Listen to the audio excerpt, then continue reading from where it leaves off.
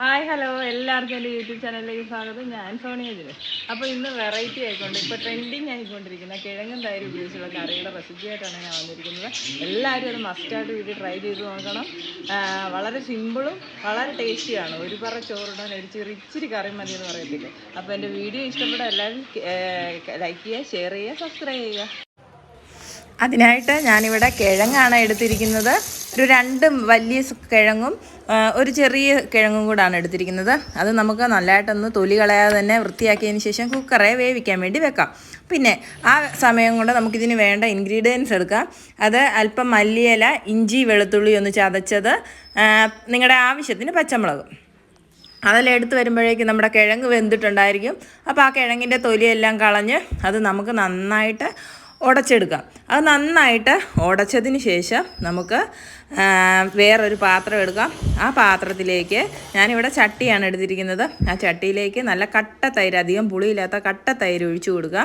ആ കട്ട തൈര് നന്നായിട്ട് ഇളക്കി അതിലേക്ക് ഒരല്പം വെള്ളം ഒഴിച്ച് അതൊരല്പം ലൂസാക്കുക. ഒത്തിരി ലൂസാക്കരുത്, അല്പം കട്ടി കുറയ്ക്കാം. അതിനുശേഷം വെന്ത് വെച്ചിരിക്കുന്ന കിഴങ്ങ് നമുക്ക് നന്നായിട്ട് അതിലേക്ക് ചേർത്ത് കൊടുത്ത് അത് നന്നായിട്ട് ഇളക്കാം. അതിലേക്ക് അപ്പോൾ ആ സമയത്ത് ആവശ്യത്തിന് ഉപ്പുകൂടി ചേർത്ത് കൊടുക്കണം.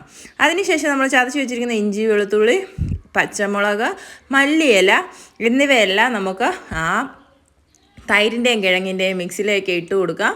വളരെ സിമ്പിളായിട്ടുള്ള ഒരു കറിയാണ്, എന്നാൽ നല്ല ടേസ്റ്റുമാണ്. എല്ലാവർക്കും ഇഷ്ടം പോലെ ചോറ്, ആ ഒരു കറി കൊണ്ട് മാത്രം ചോറുണ്ണാൻ പറ്റും.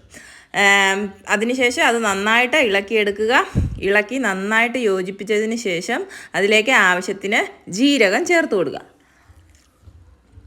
ജീരകം ചേർത്തു, അത്രയേ ഉള്ളൂ. അതിനുശേഷം നമുക്ക് താളിപ്പ് തയ്യാറാക്കാം. അതിനായിട്ട് ഒരു പാത്രം അടുപ്പിലേക്ക് വെക്കുക. അതിലേക്ക് ഉള്ളി, ഉണക്കമുളക് എന്നിവയെല്ലാം ഇട്ടതിന് ശേഷം കടുക് ഇട്ട് പൊട്ടിക്കുക. അത് കഴിഞ്ഞ് ആ സമയത്ത് അതിലേക്ക് ഒരല്പം മുളക് പൊടി, തീ സിമ്മിലിട്ട് ഒരല്പം മുളക് പൊടിയും കൂടി ചേർത്ത് പെട്ടെന്ന് തീ ഓഫ് ചെയ്ത് അതൊരല്പം ചൂടാറിയതിന് ശേഷം നമുക്കത് ആ മിക്സിലേക്ക് ചേർത്ത് കൊടുക്കാം. അപ്പോൾ അത്രയേ ഉള്ളൂ. വളരെ സിമ്പിളായിട്ടുള്ള ഈ കറിയുടെ പേര് ആക്ച്വലി എന്തുവാണെന്ന് എനിക്ക് അറിയത്തില്ല. ഇതൊരു നോർത്ത് ഇന്ത്യൻ ഡിഷാണെന്നാണ് എൻ്റെ വിചാരം. ഞാൻ അങ്ങനെയാണ് കണ്ടിരിക്കുന്നത്.